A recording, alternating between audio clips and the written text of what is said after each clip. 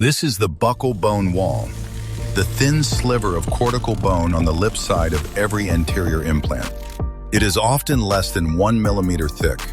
It is also the most decisive structure in your implant's long-term aesthetic and biological outcome. And on most CBCT scans, it is partially invisible. 3 buccal wall thicknesses, 3 outcomes over 3 years.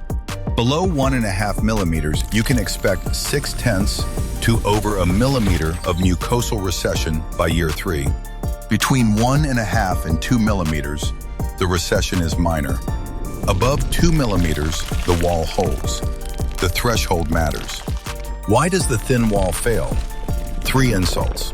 The periosteum was elevated at surgery, interrupting vascular supply to the cortical plate. Osteoclasts arrive at the bone implant interface and begin remodeling.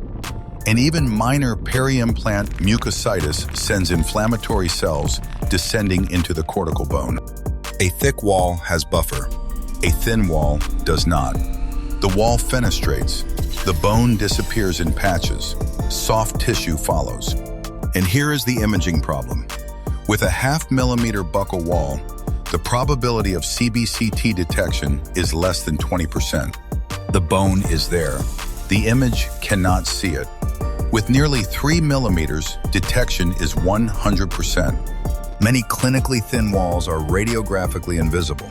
The image lies. The bone you cannot see is the bone that decides the outcome. And the wall can be built. Simultaneous guided bone regeneration at the time of placement or staged ridge augmentation before placement. Bone graft, membrane, and time.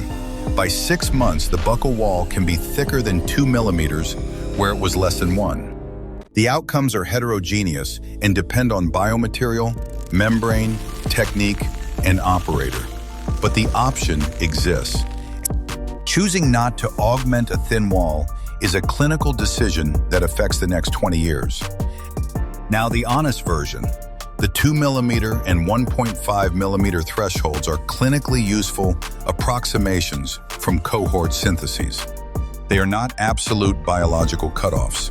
CBCT measurement accuracy varies with voxel size, filters, machine, and operator. Most of the cited buccal bone evidence comes from anterior maxilla aesthetic zone studies. Posterior outcomes may differ, and augmentation procedures have their own complications and learning curves. What we know, buccal bone wall thickness at the time of placement is one of the strongest predictors of long-term aesthetic and biological outcome. Below 1.5 millimeters, expect recession. Above 2 millimeters, expect stability. What we don't yet know, the exact molecular reason that 2 millimeters is the breakpoint, although the biology is consistent with vascular and remodeling reserve. But here is my clinical opinion. Measure the wall. Augment when it is thin. The wall you cannot see is the wall that decides.